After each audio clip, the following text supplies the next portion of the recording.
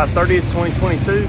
I'm at Perry Mountain Motorcycle Club in Stanton, Alabama for the Southeast Cross Country Association 9-hour team race. I'm on a team today with my friends Josh Nichols and Travis Harmon. Josh is going to be starting for us.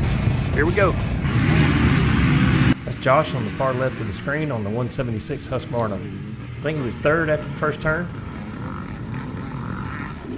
He forgot to turn on the camera to start, so we'll pick up here around 2 miles into the first lap. Josh, Travis, and I are on a 3-person team in the Novice 30-plus class. The classes for the 9-hour race are different than the usual A, B, and C classes that you would normally see in a hare scramble. In this race, there's expert, intermediate, and novice classes for teams, and those loosely translate to what you might think of as A, B, and C. The 9-hour classes are a little more broad to allow some flexibility with forming teams. For example, the novice class allows one B rider on a team with C riders. No A riders are allowed in the novice class, and no more than one B rider on a team. For our team, Travis and I are C riders, and Josh is a B rider. We've got 11 teams in the Novice 30-plus class today, and clearly we spent the most time coming up with a creative team name.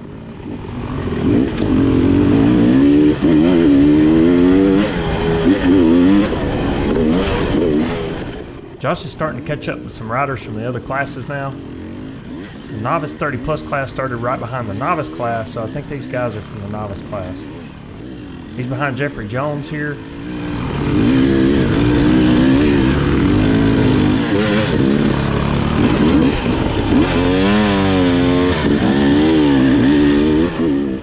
Jeffrey pulled over to let him by there. By the way, you can see Josh's complete unedited video over on the Southeast Moto Edits channel. I'll include a link in the video description.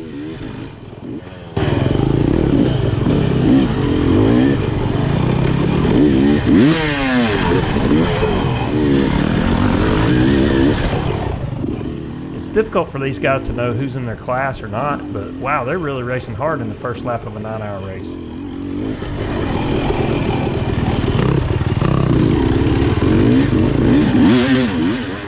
Josh was finally able to force the pass there.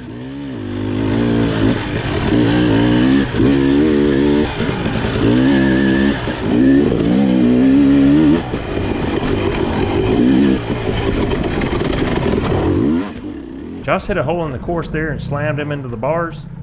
The impact knocked the throttle cable partially out of the housing, which is holding the throttle partially open.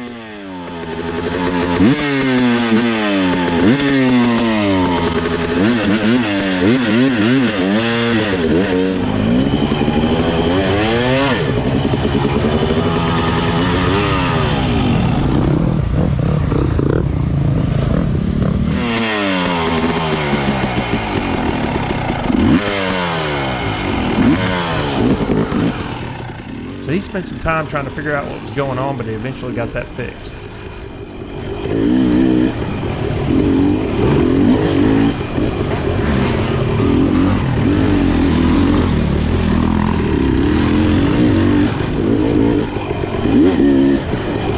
Appreciate it! There's the 6-mile marker.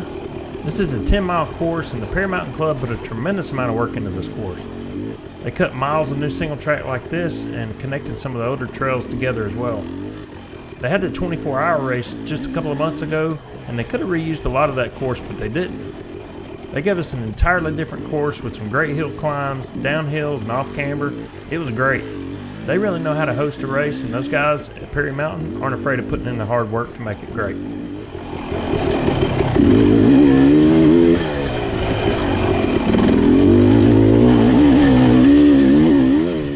This is a really fast section coming up. They call this 100-mile-an-hour field.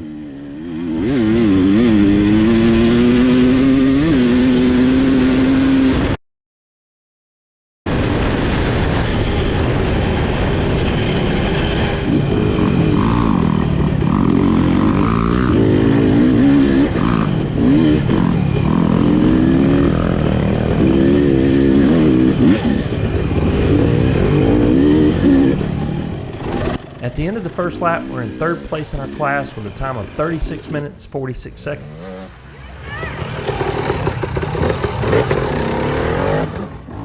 We're 37 seconds behind the second place team and 3 minutes, 12 seconds behind the leader. This is the trail split for the pits. Based on our race strategy, Josh is going to continue and do 3 laps on his first time out. Here's where the course merges with riders coming out of the pits.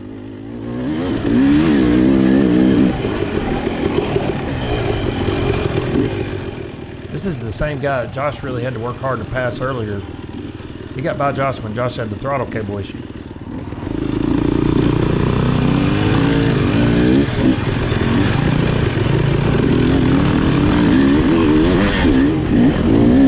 It's an interesting strategy here. Even if we're in the same class, you can't block the trail up for 9 hours. In a 9-hour race, it's all about lap times. It's rare to actually race head-to-head on the course for a position. When you get caught by a faster rider in a race like this, in my opinion, it's better to let them by and chase them. Try to learn something from them. You won't make people mad at you on the course, and ultimately you'll have better lap times. Anyway, it's not my intent to be critical. Everybody pays the same entry fee, and everybody has the right to choose the race strategy that best suits them.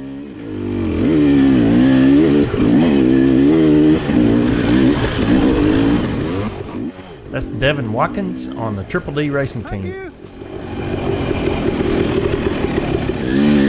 This is the same part of the trail where Josh hit that hole that almost sent him over the bars. Looks like they've rerouted the trail around that hole. There are always things that come up on a race course that need to be addressed during the race, and the Perry Mountain crew always does a great job with things like that.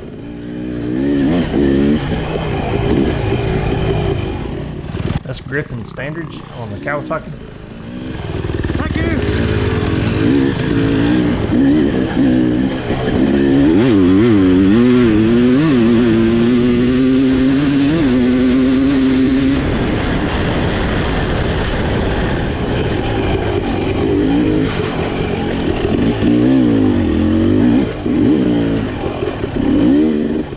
Josh's second lap was 37 minutes 12 seconds, and we're still in 3rd place. At this point, we're about 4 minutes behind 2nd place and 5 minutes behind the leader.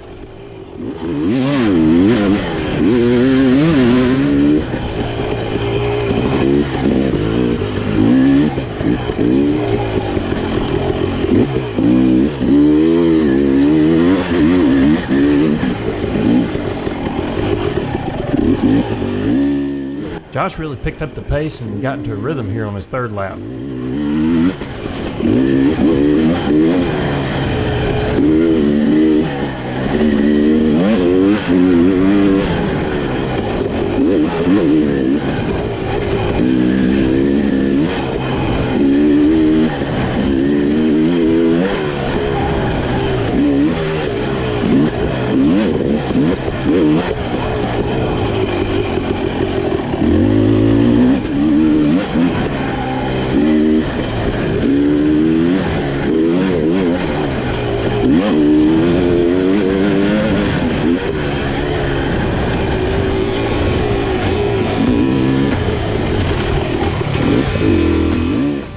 Josh's camera died during that 3rd lap, but he put in a very fast lap with a time of 35 minutes 44 seconds.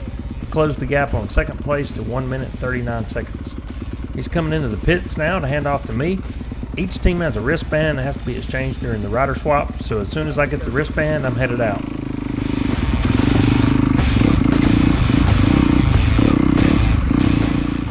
The speed limit is 10 miles an hour on pit road, and it feels like 2 miles at that speed.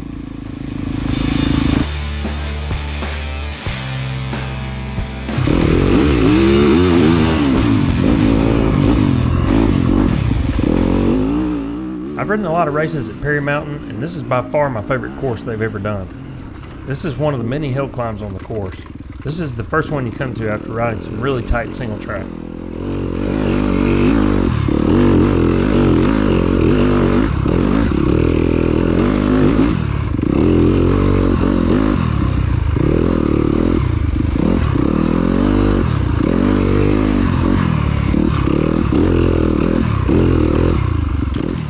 Here's another good hill climb. Not very difficult, but perfect dirt and a lot of fun. There's a wide range of skill levels in this race, and some of the expert class guys are extremely fast. In the best case scenario, what I like to do is find a way to let faster riders pass without having to slow down too much. This is a good example of that, where number 11A Zach Hayes from the Carolina XC expert team is coming up behind me. I heard him coming, and I could tell he was coming up really fast, and I had an open line here on the right.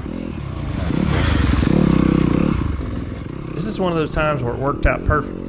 I didn't hold him up any, and it didn't slow me down much either. Getting past while maintaining your pace can be an art just like passing.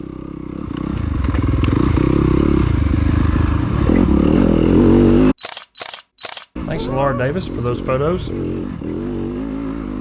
Here's the third awesome hill climb.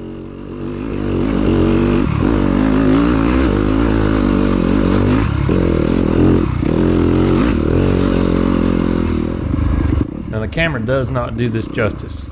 This downhill goes vertical in the middle.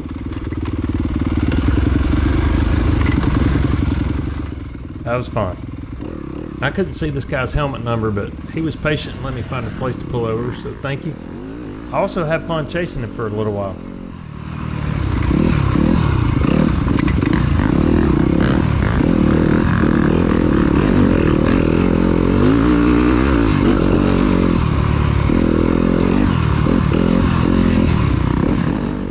That's Stephen Carter from the Pokey Turtles team, and this was my favorite hill climb of the entire course.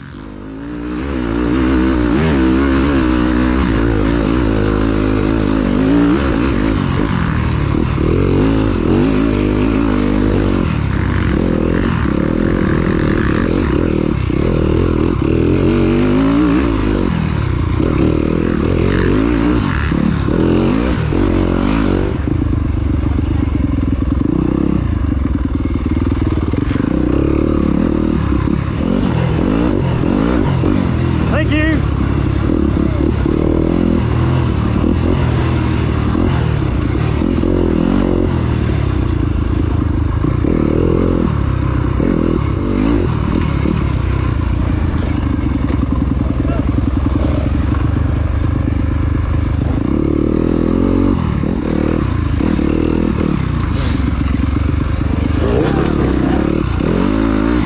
It's a pain.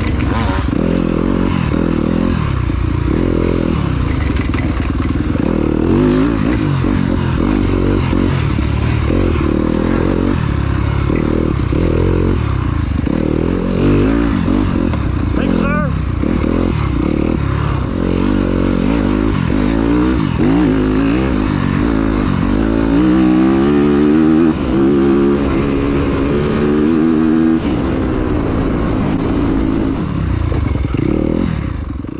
That's the end of my first lap and lap 4 for the team. I completed it in 39 minutes 24 seconds, including the pit exchange. We're still in third place, 2 minutes 52 seconds behind second.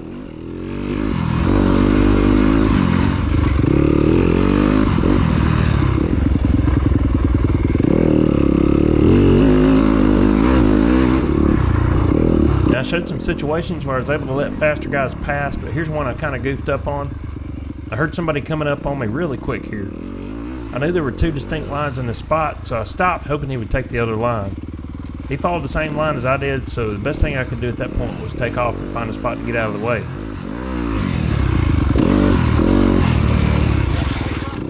Turns out that was Russell Bobbitt. Andrew Wheat from Candace Wheat Photography was helping us out with some of the SECCA cam footage and just so happened to have a camera on Russell during this lap, so here's the view from Russell's camera.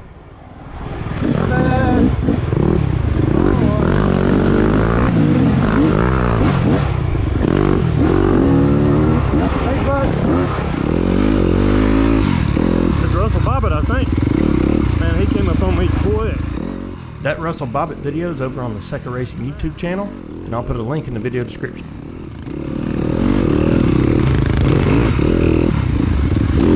Thank you.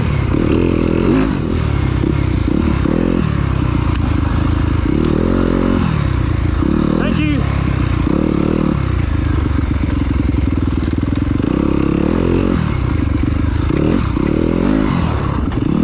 Thank you. That's Matt Pope from the Affordable Racing Intermediate team.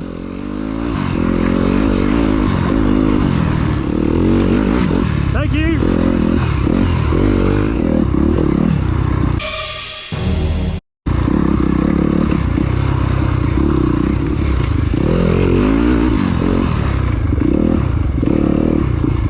Let's go, Lando.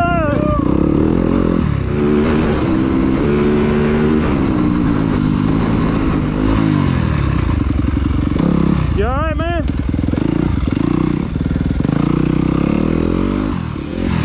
completed my second lap in lap 5 for the team in 39 minutes 15 seconds.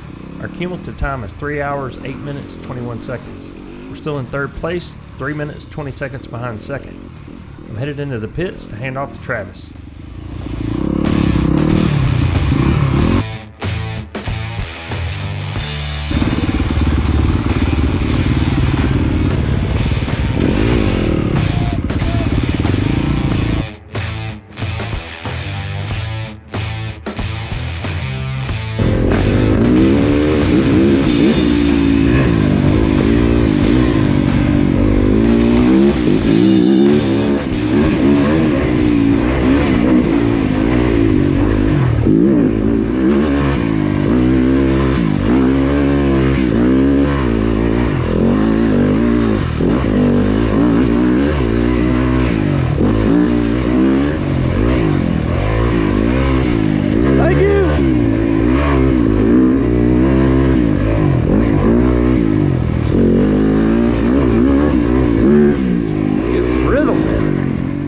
That's Wyatt Mills and the Pokey Turtles team.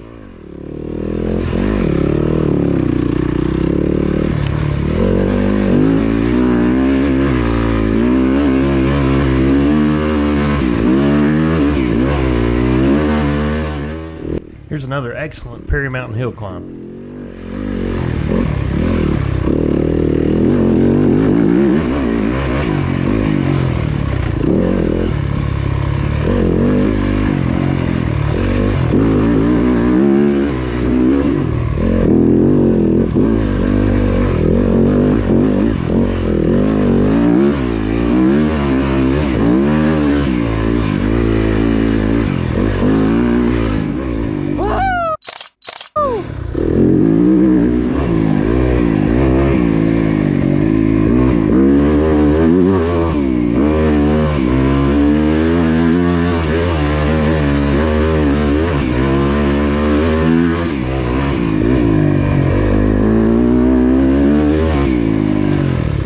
Great hills.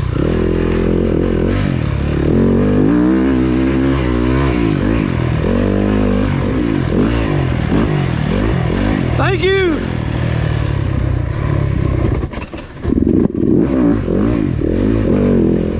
That's the beauty of not having a recluse. Of course, I probably wouldn't have stalled it if I had a recluse. This is the fun of racing, is you just look for the next helmet. You find some dust, see the next rider, try to find your way around. Travis is coming up on Matt Brasher here. Matt won the overall Ironman for this race.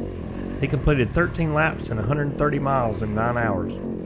If you think that's impressive, he also won the overall Ironman for the 24-hour race back in June, where he did 30 laps in 23 hours and 55 minutes. During that race, his transmission got stuck in third gear in the first lap, and he rode the bike for the entire race in third gear and still won. Thank you.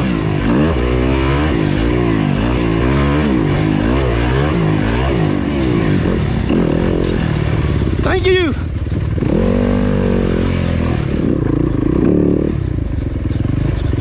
Thank you.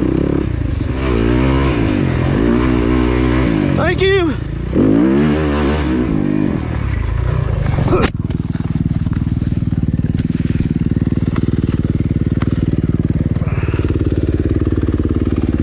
Look at that berm.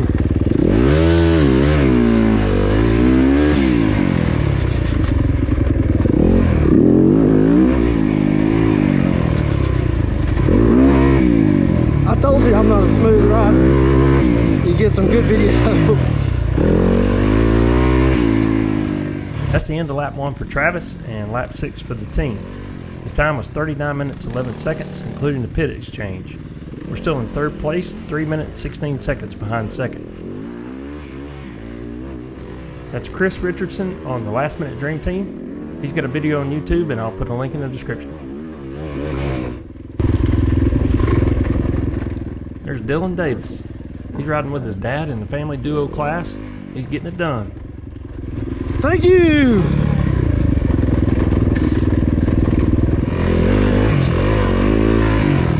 Gotta get in a rhythm.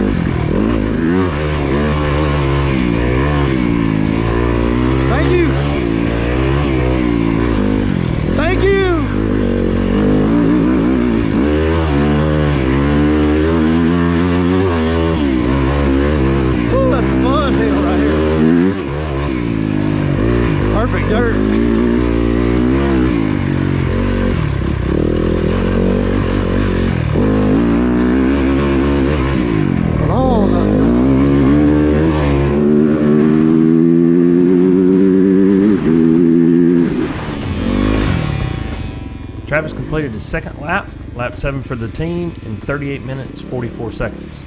Our cumulative time is 4 hours 26 minutes 16 seconds, and we're still in third place. We're 5 minutes 56 seconds behind second. Now he's headed to the pits to hand off to Josh.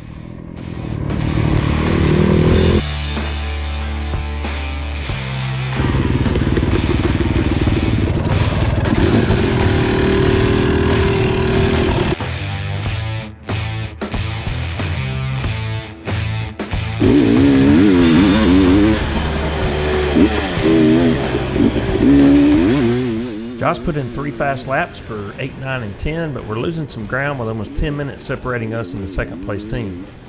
We're 24 minutes ahead of the fourth place team, so at this point we just need to keep putting in consistent laps.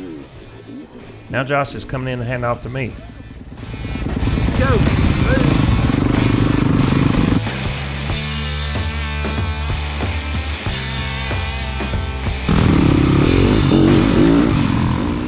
That's Daryl Haynes in front of me.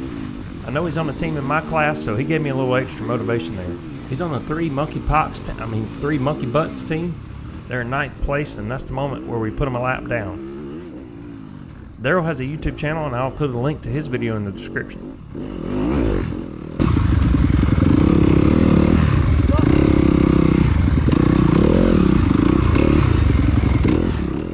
That lap really exhausted me. I've done 30 miles total at this point, and I'm having some cramps. My reactions have definitely gotten sloppy. It's just hard to stay hydrated on a 95-degree day when you're out in the heat the entire day. You have to stay suited up to a degree to be ready if one of your teammates has a bike problem or something unexpected comes up, and the gear just adds to the heat. Part of our strategy has been to complete at least 2 laps every time we go out, because coming into the pits for a swap adds 1.5 minutes to 2 minutes to that lap time. So I'm feeling rough, but I'm headed out for another 10-mile lap.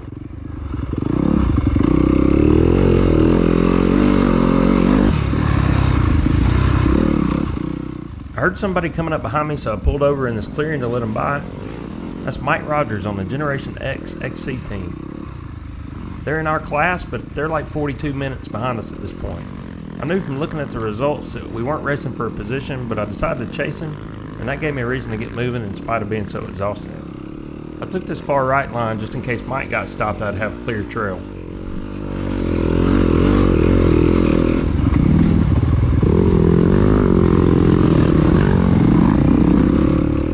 I really wasn't pushing hard, but I ended up passing him back here. I think he just let me.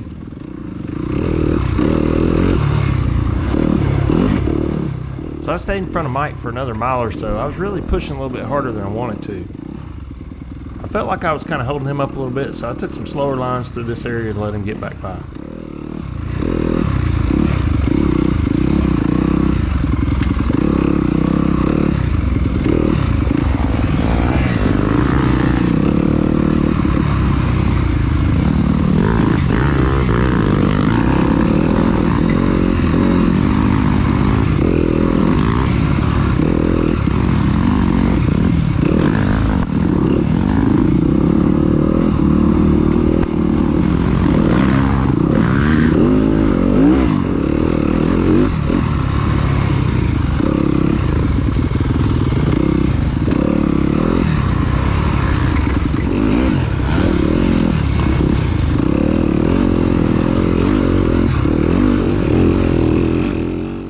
On this long hill climb, I'm starting to catch Mike again. I can also hear somebody coming up behind me.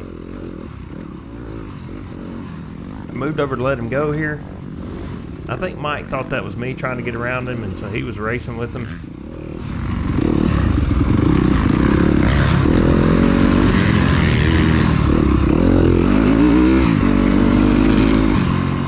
And they got into a little bit of a discussion there. I think they were probably just talking about the weather. Anyway, sorry Mike if you thought that was me.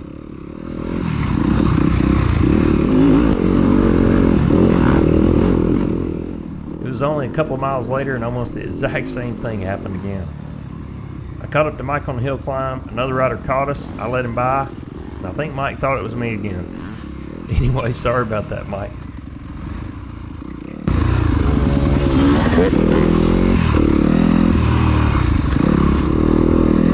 This race is typically in late July or early August, and I've never been to a 9-hour race when it didn't rain in the afternoon. It's 4:45 and the woods are getting really dark, and now it starts raining. the rain. I've been on rides where a rain shower comes through and it doesn't even wet the trail because of the tree canopy. But not this time. This rain's coming down hard and fast.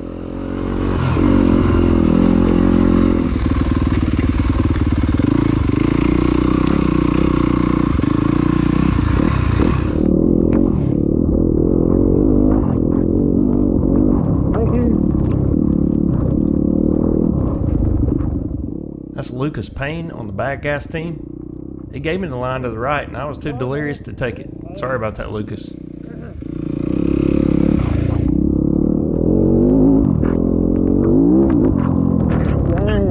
that's already. Whoa. Those hard packed clay areas were so slick.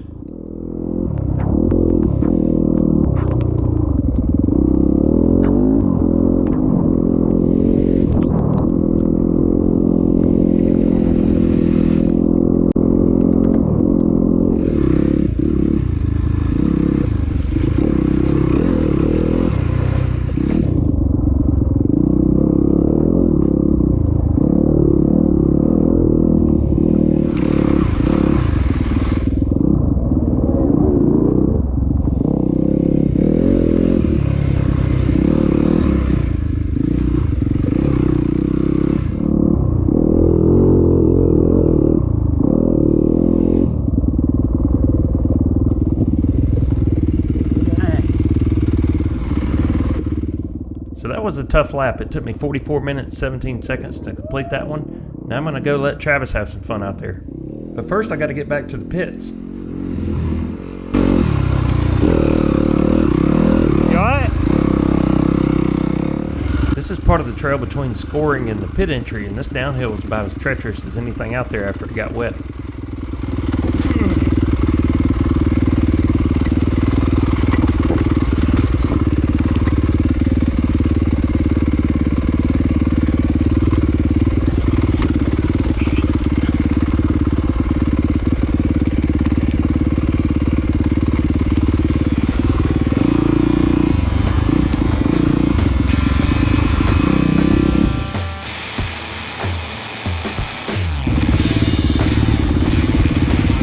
Hey, bring me a set of goggles up there at the scoring tent for the second lap.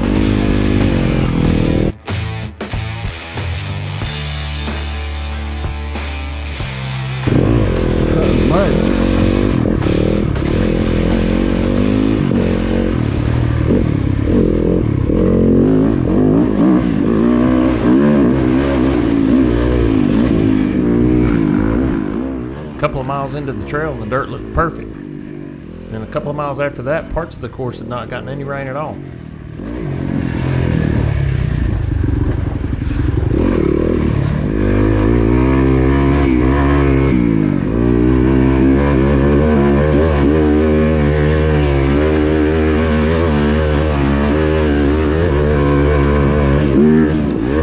That is an amazing hill.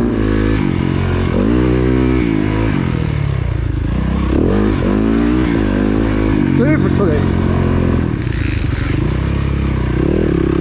Zero traction.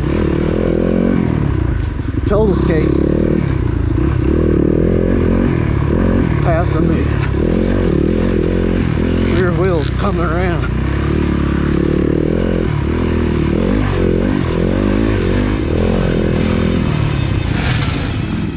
Travis finished our last lap with a time of 41 minutes 28 seconds. Our total time was 8 hours 29 minutes 57 seconds. We just barely missed a white flag for another lap. Here are all the lap times for our team for the day, and here are the results for our class.